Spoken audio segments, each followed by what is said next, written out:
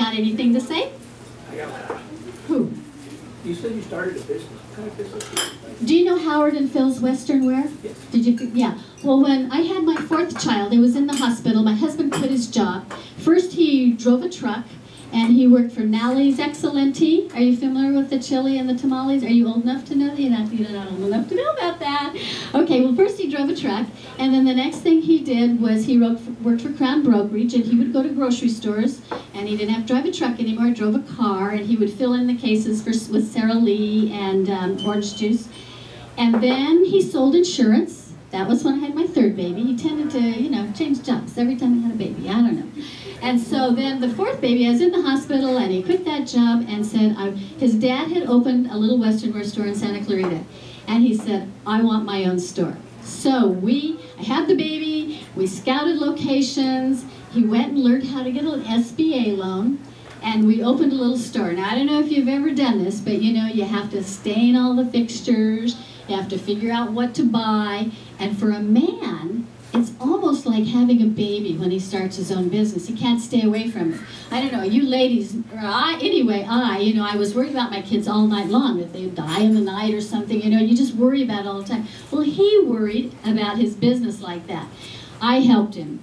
I would do the alterations. I would sometimes sew on leather until my fingers would bleed. I didn't have a fancy sewing machine, so the hemming and all that was done by hand.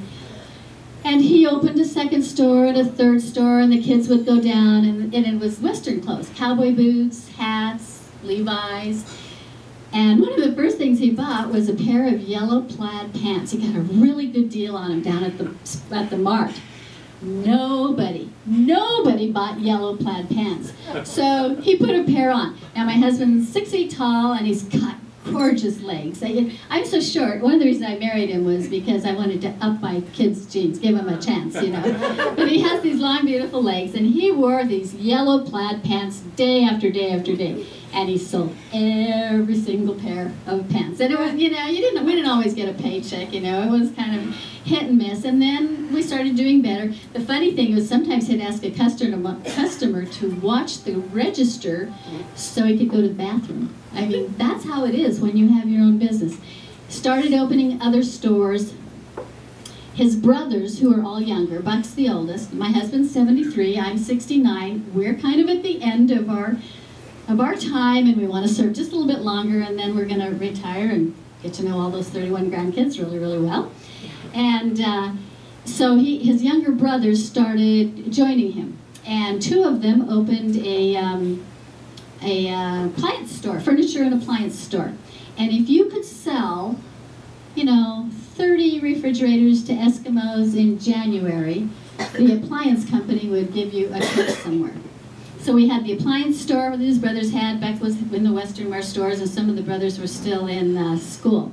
Well, when Buck asked me, Buck didn't really ask me to marry him. I just kind of said, you're the one, and he said, the one what? And I said, the one that's going to marry me. And he said, when? And I said a date. So I just know how to get things done. But we each had something we wanted in mind. I did not want to really be poor, and I said, I would like you to, work hard enough to make money and be wealthy. And he said, well, what's wealthy? Now remember, this is 1962. And I said, well, that would be if you could fly, and I'd never been on an airplane at this time. I'd been in college, but hadn't been on an airplane. And I said, it would be, if you could take me to Hawaii by the time I'm 30, that would fill the requirement. And he said, well, I would like a large family, but I never want a heavy wife. And I said, I was really skinny then. Yeah, no big deal. I can do that. So he started the Western wear. At about 30, his brothers provided a trip to Hawaii because they sold all the refrigerators to the Eskimos in January, and we went to Hawaii. So then I was stuck with having kids and trying to not get heavy. It's been a good marriage. Anyway, he started these stores. Our kids would work in the stores, and they started sweeping, and they started, polishing, dusting the booths, and wrapping packages at Christmas, all the things you do. We grew this little chain to 54 stores. And we all lived next door to each other, Buck and all of his brothers with Grandma and Grandpa at the end. Way back when property was really cheap, Buck and his brothers bought a big piece of land kind of in a floodplain. And it was okay. We built our houses there, but the flood control in LA County made us build them. You know, the acreage was 2 acres this way, and all the houses had to be exactly in a row, because if that flood ever came, I don't know, we'd be in some sort of trouble. So we had these houses, and you know, there were like 35 grandkids lived there, and Grandma lived at the end, and they worked in the store, and we worked in the store. Well, my kids had to work in the store, but they're the boss's kids. And you know, boss's kids don't get treated the same as regular employees. Of course, they weren't getting paid, but it was my rule that they had to work for someone else. So they worked for Chuck E. Cheese, they worked for Magic Mountain, they worked in a little flower shop where they sold silk flowers, one was a busboy, and McDonald's. Everybody had to have a job where they had a boss. And I think that's a responsible thing to do, because it was unreal city, you know, working in Howard and Phil's Wilderness. So we did that. You know, there were a lot of lean times, but we finally did well, and Buck was about ready to retire, and he thought he'd like to run for elective office, and he did that. And then one of his brothers got sick and diabetes, and he died, and Buck was gone, and it was left to the 3, and ultimately they lost the whole business, and they all went bankrupt personally. Buck had signed personal guarantees, which I'd asked him not to do. And so, you know, our 401ks, our personal savings, our stock, instead of going bankrupt, we used that money to pay off the debts honorably, and that is the type of person that my husband is, and it's the type of person that I am. But it was we know how to write on the front of a payroll check. You know, the kids from the high school, they could all have a job there. We provided jobs for hundreds of people, so we know what to do and we know what not to do. Buck is still the only congressman in the House of Representatives that was a retail merchant. Actually sold something. Mostly they're attorneys. Long answer, sorry. I like to talk. Yes? I just have an observation, a suggestion, maybe to help the campaign. I don't know the last count, but California's in the whole $6 billion. The last what? The count, but California's in the whole $6 billion. And since the Democrat-controlled state Senate and Assembly have caused it, essentially, why not put on the campaign talk to cut all their salaries, say the average family income in California, say it's $54,000. So that way they know exactly how much we make. I'm sure like them to feel your pain. Exactly. Yeah. I'm sure they would never get through the Assembly or the Senate, but maybe it might prove to be some independents or some Democrats that are maybe thinking about voting Republican but not sure yet. Maybe that might help. You know, just I would love a Democrat to think about voting Republican. I think they really squealed like pigs when they... I'm sorry? They have to know how to think first. It's interesting, isn't it? Excuse me. What is the pay for assembly? They cut it this year, and I think it's down around, what, 84,000? Maybe 98. 98? Yeah.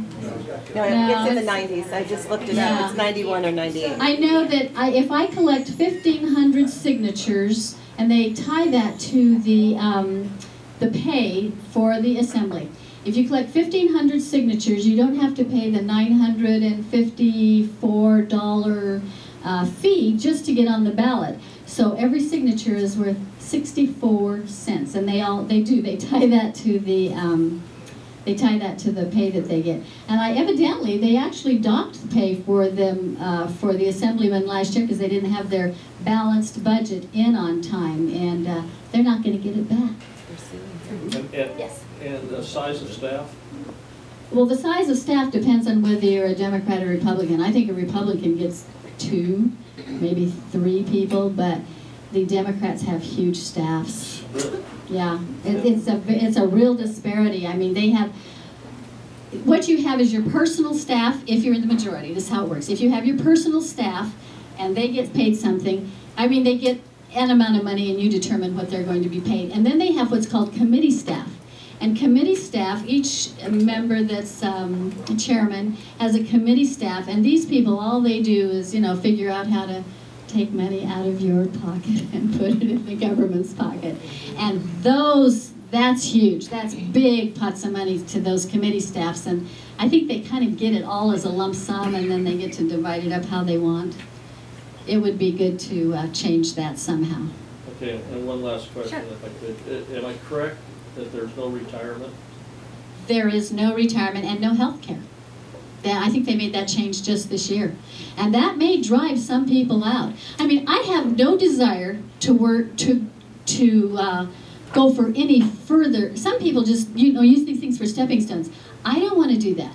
I have no baggage. I just want to make a difference. Just like I wanted to make a difference in my kids' lives. I wanted them to be good people. I wanted them to do good things. I wanted them to raise good families. I want California back the way it was in the 50s when I was growing up. It was great then, and it could be that way again. People don't trust the politicians at all. And you know that it's not that people actually don't mind paying taxes. We all want clean air, we all want to drink clean water, and we all want good roads, and those things have to be paid for. But if you don't know where the money's going and you don't see an outcome, then it's just like it's going in a black hole.